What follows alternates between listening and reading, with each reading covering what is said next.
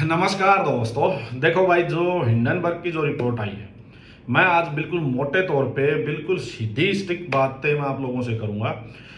देखो, हम कोई बहुत बड़े एक्सपर्ट नहीं हैं, कोई इन्वेस्टिगेटिंग एजेंसी की ओर से नहीं है, ना हम सेबी की ओर से हैं, ना हम अडानी की ओर से हैं, ना अपने हम कोई बहुत बड़े इकोनॉमिस्ट हैं, कोई एक्सपर्ट हैं।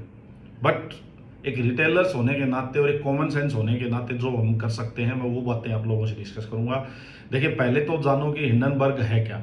हिंडनबर्ग भाई एक प्राइवेट फर्म है, एक यूएस बेस्ड फर्म है, जिसको आपने या मेरे जैसे किसी प्राइवेट बंदे ने ही एक कंपनी बनाई हुई है।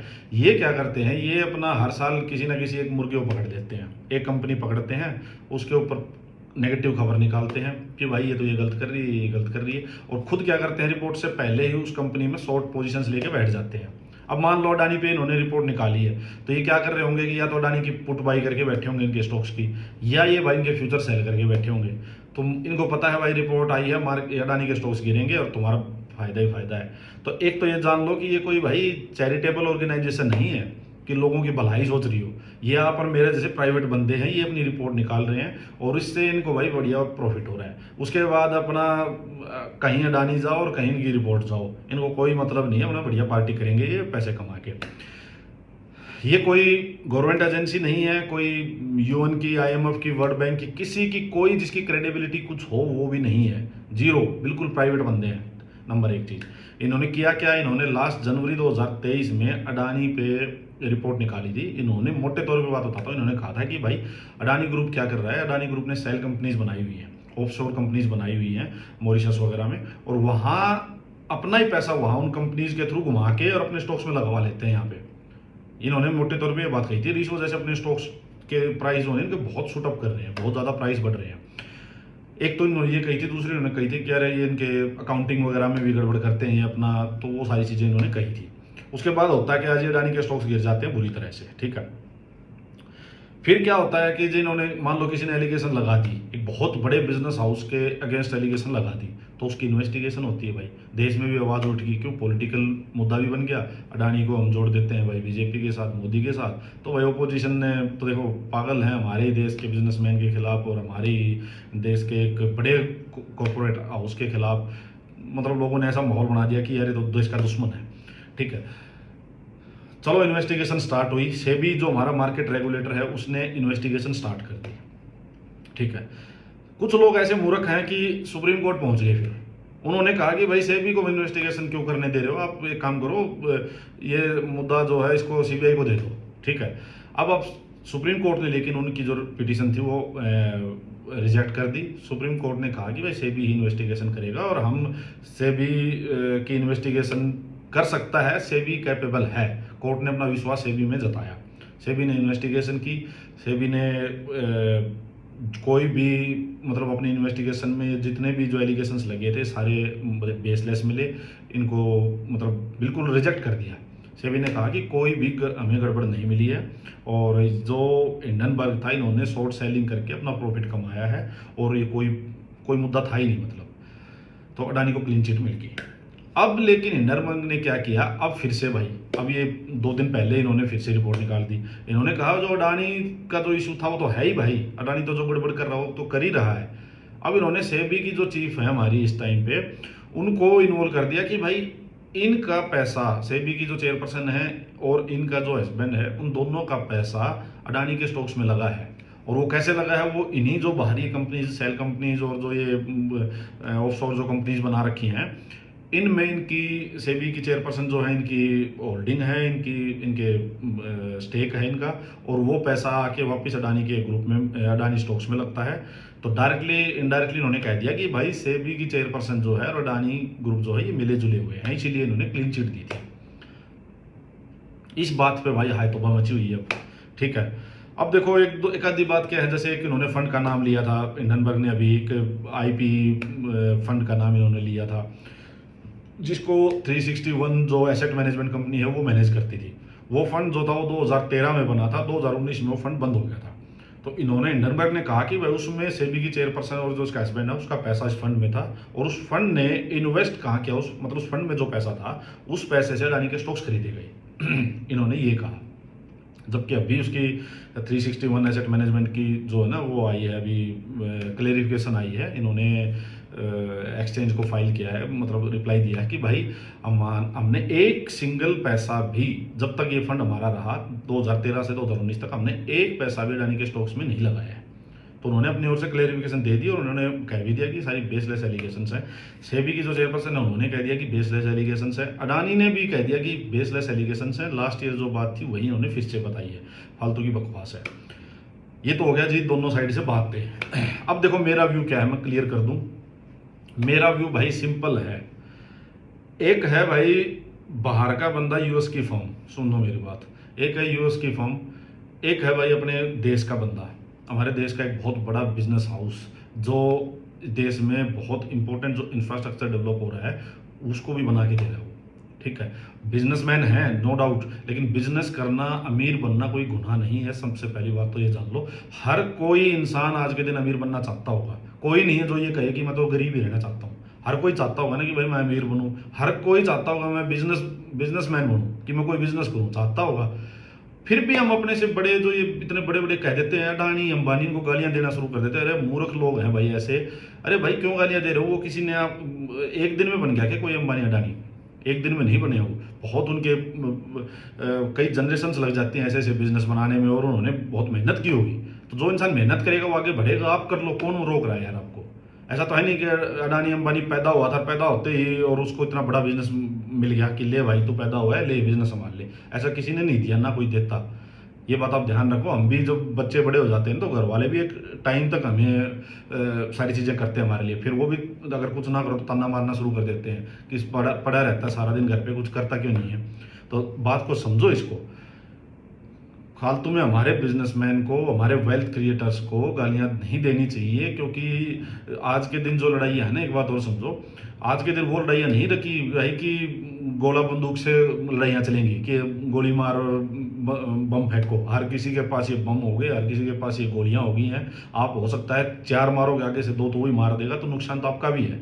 आज के दिन जो वॉर जो लड़े जाएंगे ना, वो देश की इकोनॉमी बैठाने वाले होंगे। कि किसी को एक बात अपने से लो ना यार, अब एग्जाम्पल, अगर आपके पास 2 पैसे हैं तो आपकी पूछ होगी, घर परिवार वाले पूछेंगे, आस पड़ोस के पूछेंगे, समाज में पूछ होगी, ठीक है। अदरवाइज कोई नहीं पूछेगा आप कितने अच्छे इंसान हो, कुछ हो जाए आपके घर वाले भी इज्जत देना बंद कर देंगे। तो वही बात है भाई, जिस कंट्री की इकोनॉमी स्ट्रॉन्ग होगी उसी का दबदबा होगा, उसी को लोग पूछेंगे। आज चाइना क्यों इतना स्ट्रॉन्ग है कि वो सीधा जो वर्ल्ड का जो बादशाह अपने आप को पूरे दुनिया का बाप मानता है, जो यूएस, डायरेक्ट उसको टक्कर दे रहा है वो। क्यों? क्योंकि उसकी इकोनॉमी बहुत स्ट्रॉन्ग है। वो यूएस के बाद 2nd नंबर की इकोनॉमी बना के बैठे हुए हैं, बहुत ज़बरदस्त प्रोग्रेस की उन्होंने। अब इकोनॉमी स्ट्रॉन्ग है तो ऑब्वियस सी बात है भाई, पावरफुल हो गया वो। अब उसके पीछे और भी कंट्रीज लगेंगी, बहुत सारी कंट्रीज को उन्होंने अपने साइड किया हुआ है। क्यों? क्यों? पैसा इतना है भाई। वो उनको किसी को लोन दे देता है, किसी की कंट्री में जाके इंफ्रास्ट्रक्चर डेवलप कर देते हैं, किसी को कुछ कर देते हैं, तो भाई लोग तो साथ लगेंगे। आप अपने से एग्जांपल लेके चल लो, कल को आपके पास ही 100-200 करोड़ रुपए होंगे तो भाई जनता कितनी पीछे होगी, आप देख लो। क्यों? आप किसी का भला कर सकते हो, किसी को कुछ कर सकते हो, किसी को कुछ कर सकते हो, मतलब किसी न किसी का कुछ ना कुछ रोजगार क्रिएट करवा सकते हो। तो वही बात यहाँ पे है भाई, जैसे जैसे कंट्रीज बढ़ेंगी उसके अटैक होने शुरू होंगे। कोई किसी साइड से अटैक होगा, कोई हमारे न्यूक्लियर साइंटिस्ट होंगे जो कोई उन पे अटैक्स होंगे, कोई हमारे बड़े बड़े रिसर्च करने वाले लोग होंगे उन पे अटैक्स होंगे, कभी हमारे वेल्थ क्रिएटर्स हैं इन पे अटैक होंगे, हमारे बिजनेस हाउसेज पे अटैक होंगे, हमारी कंपनीज पे अटैक होंगे। सारी चीज़ें होती हैं ये। अब क्या पता ये हिंडनबर्ग के पीछे, ये उसकी कंपनी है भाई, क्या पता इसके पीछे कितनी बड़ी पावर कोई लगी हुई हो, जो कि चाह रही हो कि हमारे बड़े बड़े इंडिया के बिजनेस हाउसेज हैं इनको खत्म कर दो, इन पे अटैक करो। पहले अडानी पे किया था, क्या पता ये थोड़े दिन बाद एक रिपोर्ट ये अंबानी पे निकाल देगा, फिर ये टाटा पे निकाल देगा, फिर ये बिरला पे निकाल देगा, किसी ना किसी पे ये तो ले आएंगे। इनका क्या जाता है यार, किसको पता। अब मान लो ये झूठे हो तो क्या उखाड़ लेंगे हम इनका, क्या कर लोगे बताओ? कल को ये झूठ निकला है सारी बात तो क्या कर लेंगे? हमारे तो बंदे का लॉस हो गया ना। तो मेरा व्यू बिल्कुल क्लियर है भाई, किसी फॉरेनर ने कुछ कह दिया जो कि जिसकी क्रेडिबिलिटी जीरो है, कुछ है ही नहीं वो, ना कोई गवर्नमेंट एजेंसी है, ना कुछ और है वो, ना कोई वर्ल्ड बैंक का है, ना कोई IMF का है, ना कोई UN का बंदा है, कुछ नहीं, कोई एजेंसी नहीं है वो। सिर्फ उनका काम एक है कि वो पैसा अपना शॉर्ट सेलिंग करते हैं और अपना पैसा कमाते हैं भाई, सिंपल सी बात है। मैं उस पर क्यों ट्रस्ट करूँ? मैं अपने बंदे पे ट्रस्ट करूँगा बस। मुझे नहीं पता 2 बंदे खड़े हुए हैं, मुझे नहीं पता कि कौन सा सही है कौन सा गलत है, बट अगर मेरा बंदा है उसमें से एक मेरे घर का बंदा है तो पहले मैं उस पर ट्रस्ट करूँगा। सिंपल सी बात ये है, मेरा व्यू बिल्कुल क्लियर है, ठीक है। दूसरी बात देखो, हमारे देश में इन्वेस्टिगेटिंग एजेंसीज की कमी नहीं है, बहुत कैपेबल भी हैं, कोई ऐसे फुद्दू सिस्टम तो है नहीं अपना भी कि भाई कुछ नहीं है हमारे पास, तो इसलिए हम बाहर वालों पे डिपेंड कर रहे हैं। जो यूएस वाला ने बोल दिया वही ठीक है, या जो कल को और कोई कंट्री वाला बोल दिया वही ठीक है। अरे भाई आज तो उन्होंने कह दिया सेबी भी मिला हुआ है, इस वजह से क्लीन चिट दे दी अडानी को। अब इसकी सेबी वाली आप इन्वेस्टिगेशन किससे कराओगे? हम कहते हैं भाई सुप्रीम कोर्ट करे, हमारा सुप्रीम कोर्ट पे बहुत विश्वास है लोगों को। सुप्रीम कोर्ट ने कल क्लीन चिट दे दी सेबी को भी, अडानी को भी, मान लो। ये फिर कल एक रिपोर्ट ले आएंगे, ये बोलेंगे सुप्रीम कोर्ट भी मिला हुआ है, फिर किससे करवाओगे भाई? फिर क्या करोगे बताओ? फिर सीबीआई से करवा लो, ये कहते हैं सीबीआई भी मिली हुई है, किससे करवाओगे? या तो फिर उनकी बात मान लो, वो कह रहे हैं वो मान लो, या भाई फिर आप सिंपल सी बात है, फिर तो आपकी हर चीज़ पे क्रेडिबिलिटी जीरो होगी, जो भी एजेंसी होगी वो जीरो है। मतलब उनकी बात मान लो, वो कह रहे हैं अडानी वाले ऐसे हैं ऐसे हैं, सेबी भी ऐसी है, तो जो जो वो कहते हैं उनको खत्म करते जाओ। आज पहले अंबानी को अडानी को खत्म कर दो, अब सेबी को भी खत्म कर दो, कल को और किसी को बोलेंगे, अंबानी को बोलेंगे उनको खत्म कर दो, तो हम अपना सत्यानाश करके बैठ जाएंगे और वो पैसा कमा रहे हैं। अब मान लो कल अडानी के स्टॉक्स वो शॉर्ट करके बैठे हुए हैं, मंडे को मार्केट खुलते 20% सर्किट लग गया, उनको कितना बढ़िया जबरदस्त प्रॉफिट हो गया। वो तो यूएस में बैठ के बढ़िया पार्टी करेंगे, यहाँ हमारे देश की ऐसी तैसी हुई पड़ी। तो भाई सिंपल व्यू है अपना। मैं तो बिल्कुल 1% भी इस चीज़ के सपोर्ट में हूँ नहीं, क्योंकि कोई बाहर का बंदा आके यहाँ कुछ कह जाए और उस बात पे हम विश्वास कर लें। इन्वेस्टिगेशन भी हो चुकी है, हालांकि ठीक है सेबी की ओर से पूरी क्लेरिफिकेशन आएगी, आ भी रही है, और पूरी इंटरनली जो भी जांच वांच होनी चाहिए हमारे देश में होंगी भी, करवानी भी चाहिए, ठीक है। लेकिन सिर्फ उसने कह दिया और मैं मान के बैठ जाऊँ, ये बिल्कुल नहीं होगा। इस वजह से पैनिक करने की कोई ज़रूरत नहीं है। पिछली बार जब अडानी के स्टॉक्स में 75% तक भी फॉल जो आ गए थे, जो अडानी एंटरप्राइज 4000 का होता था, 4100-4200 रुपये का होता था, वो शायद 900-1000 रुपये पे आ गया था। अडानी पोर्ट शायद 300-400 रुपये पे आ गया हुआ, आज 1600-1700 रुपये गया हुआ है।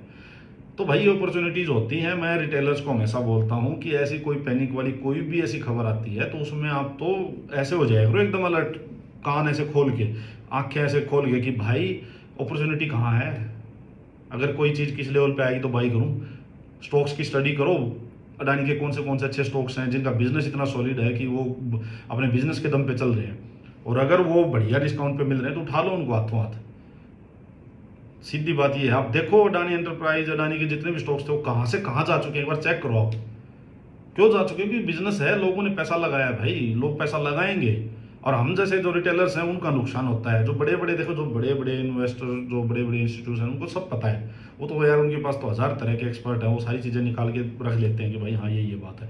हम फंसते हैं बेचारे। हमने किसी ने अडानी वाले लिए होंगे तो हम क्या तो भाग जाएंगे कल को, या फिर डर डर में हम अपना और पोर्टफोलियो भी निकाल के बैठे। कई लोग हैं जो कि मैसेज आए हुए हैं कि क्या करें भाई, पोर्टफोलियो को रखें या बेच दें। अरे भाई अगर ऐसे ही करोगे तो फिर टिकोगे कब मार्केट में? हर वीक एक बात आती है, कोई ना कोई, हर वीक कोई ना कोई बात आएगी। ये स्टॉक मार्केट की जो जर्नी है, जो आपने स्टार्ट की है, ये भाई एक स्मूथ राइड नहीं है।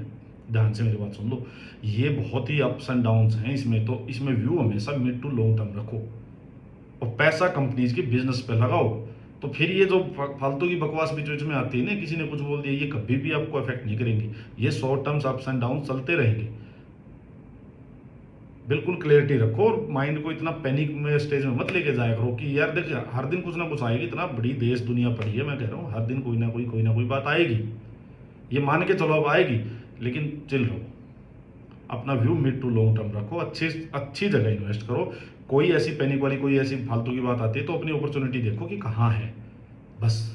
और कोई भी दिक्कत नहीं है ना मेरे कोई, और मुझे लगता भी नहीं पिछली बार जितना जो लास्ट ईयर जो अडानी पे जो ज़बरदस्त फॉल आया था वो अब मार्केट इतना रिएक्ट करेगी या कुछ होगा, मुझे नहीं लगता ऐसा कुछ भी।